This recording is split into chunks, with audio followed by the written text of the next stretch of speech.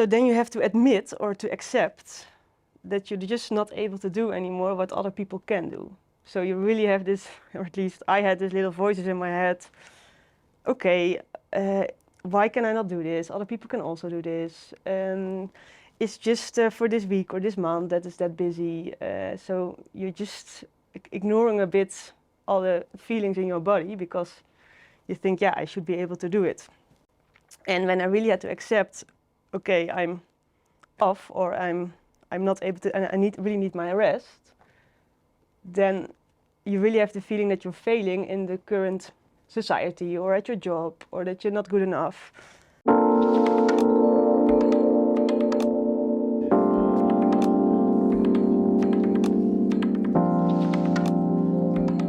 Welcome and thank you for joining me in this interview today. Yeah, thank you. I am Eva, I work as a psychologist at OpenUp. And OpenUp is a company that wants to make mental health accessible to everyone, and we do work together with Picnic, so all Picnic employees can access OpenUp and OpenUp services. And I'm here to talk with you about mental health today, but more specifically about self-confidence. Yeah. But before we start, would you like to introduce yourself first? Sure. My name is Manouk. I work for 3.5 years for Picnic. First really in operations, so with the runners and delivering the groceries, and then now in the learning and development team to make sure everyone can develop themselves in the company. Oh, cool. Yeah. Yeah, nice. And we said we were going to talk about self-confidence today, which is a big topic in mental health, and that tends to affect mental health quite a lot or be related to it.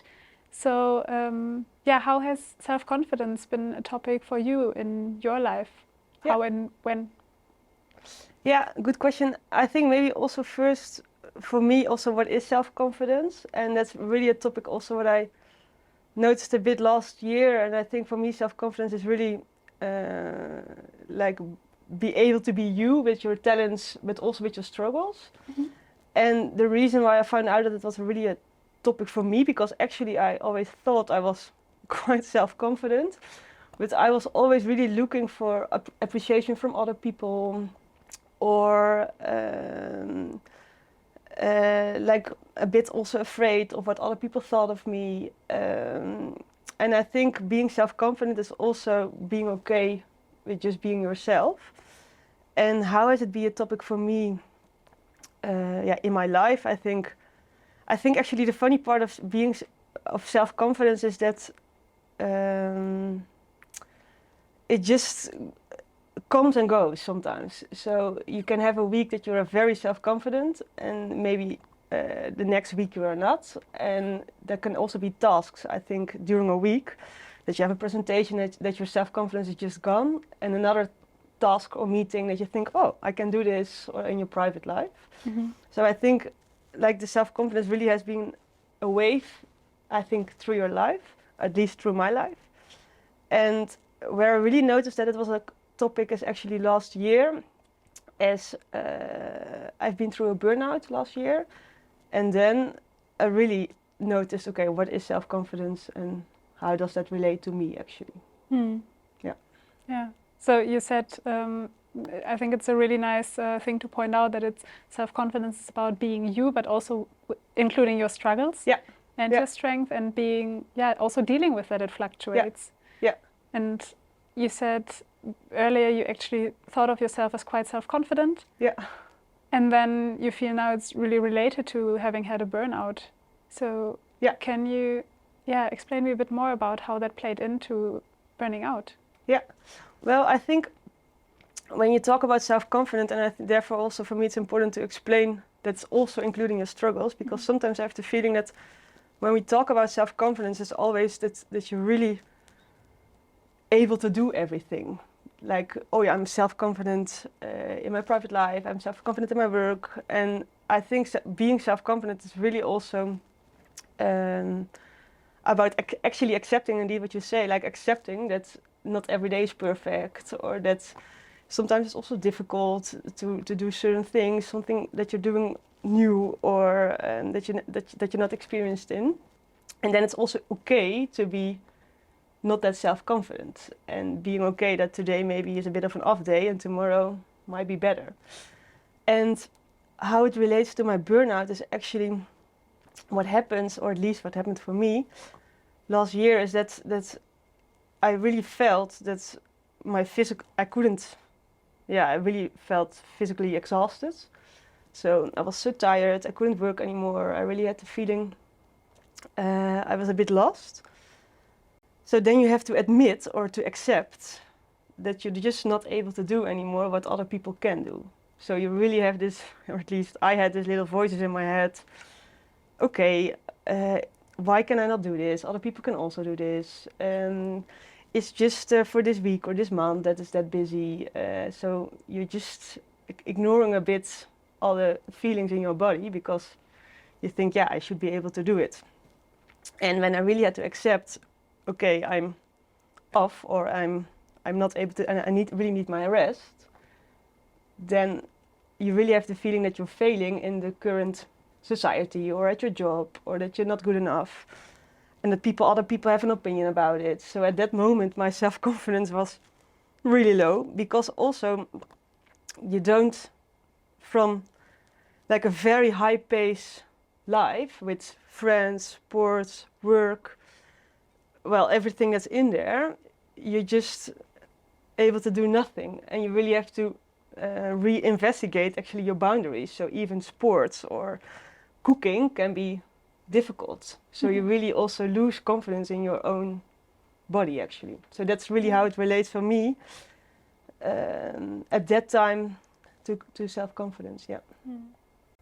Yeah, that must be really hard, especially if you say it was also your voices in your head, so yourself telling yourself that you were failing. Yeah, you really think, oh, what's going on? Because I'm always able to do everything. And now I really have to say stop and and to really take rest for my body, but also for your mental health. Yeah. Yeah, and you said for you it had to do with boundaries as well, because you crossed them in not only your work life but also in your private life. So how did you do that? How did you get back to becoming aware and respecting your boundaries? Yeah. So indeed, I think so therefore it's also related, I think, therefore I noticed that maybe I was not that self-confident as that I thought, because I was really crossing my boundaries. So I really was looking for external appreciation, or like I was really thinking what other people thought, and therefore I always thought I was quite strict also to myself. Then I thought, because I just bought a new house, so I was moving into that house. I had to do stuff there, and my work was busy, and there are all the private things. So it's always, I think, a combination.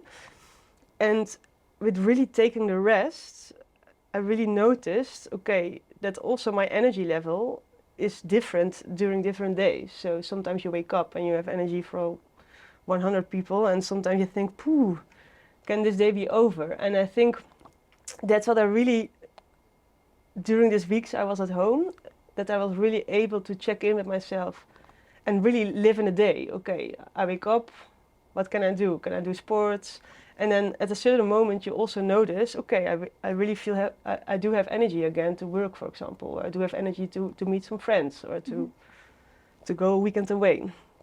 And I think by really checking out these boundaries and really checking in with my body, what's going on and what kind of feelings are these, this really helped me to actually see what's important for me. So also that I should never limit on doing sports, because for me that's also really something that gives me energy. So even if I'm busy at work, there should be something with sports.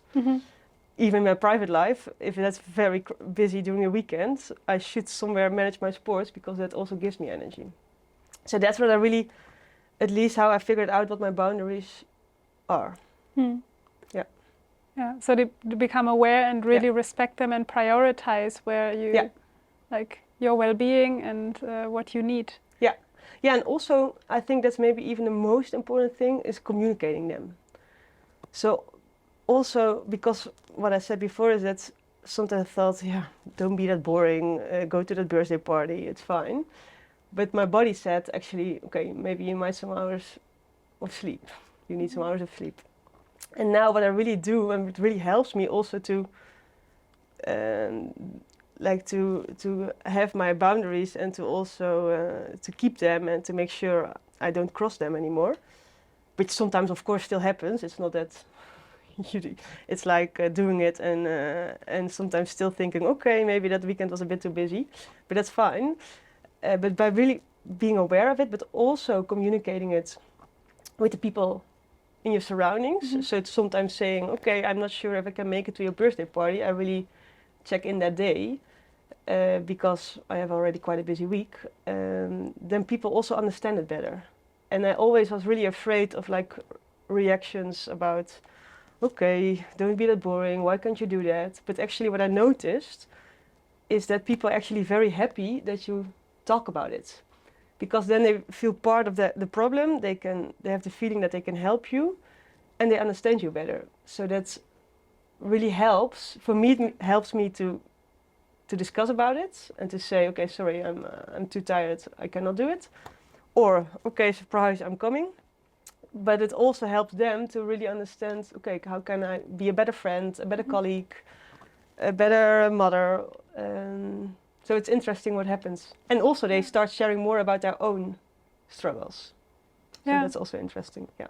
So it's quite a domino effect there. Yeah, it's quite a win-win. Yes. But now I really talk, now it's really difficult because I still sometimes think, okay, just do it. It's not that I always and that I never cross my boundaries, because it's just a really difficult topic also to discuss with people. Yeah. But it really helps, yeah. Yeah. Yeah, nice that you can make this experience and actually also learn from the effect that it has, not only on you, but also on the people around you. And you say, of course, there are still challenges. We discussed that self-confidence also fluctuates. So how do you deal with it now? You've already shared some tips of what you apply now, how you communicate. But what happens when there are days with lower self-confidence or where you noticed actually you went a bit too far above your boundaries? What I do, it depends a bit how long it takes. So sometimes it's also a bit more the excitement, or that you think, okay, can I do this? And then it's also, I really have this just do it mentality. So then it's could be something in your private life or something at work that I think, okay, let's go. And then it really helps me to go into nature, or really to go back to myself and to think, okay, what's going on? And is it really that I'm thinking I'm not able to do it, or is it just a bit of normal excitement? So that helps when it really is like short term. But when it's long term, actually then it's still the same. It's that if I really notice for a longer period that's I feel low self-confident about what I'm doing in my job, or about that I didn't see my friends for a while because everyone had their own schedule, then I really try to discuss it and to really express also to my leads or also to my best friends my feelings and what's going on. That and not that there's always a solution, because sometimes it's also, how can I help you? Not sure. But it really helps me to also not, to make it like a problem of the two of us, or like the group of friends, or that at least it's out in the open. That really helps me also in it. Yeah. Okay.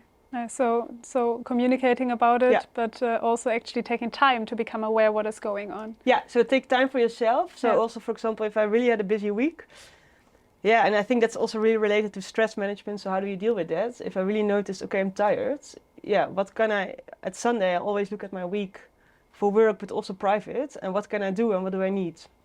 So if I notice that I again have too many social appointments and I have to do my sports or want to go into nature, then sometimes I have to say to my friends, sorry, but I'm not coming, or can we postpone the appointment? And actually it's the same for work. That's, of course, your work agenda sometimes is difficult to manage yourself, but even in there, just look, okay, does it help me to go to the office? Does it help me to work with a colleague? Or how can I make it a little bit better for myself? so that I get more energy out of it. Yeah. So also managing the surroundings and managing. And also look in possibilities and not always think I'm also dependent of other colleagues, of course, and my friend is counting on me, of course. But for example, last week I cancelled the birthday party, and then I said, I can come, but then I'm half there, and it's not fun for you, and it's not fun for me. So better, I will see you in a few weeks, or let's see how we can do it. So it's indeed taking space for yourself and communicating about it. Okay. Yeah. I think that's 2 really nice tips also. Thank you for sharing all those insights, everything you learned also through your journey. Yeah, you're welcome. And thanks for joining this interview and sharing this. Yeah, you're welcome. Thank you.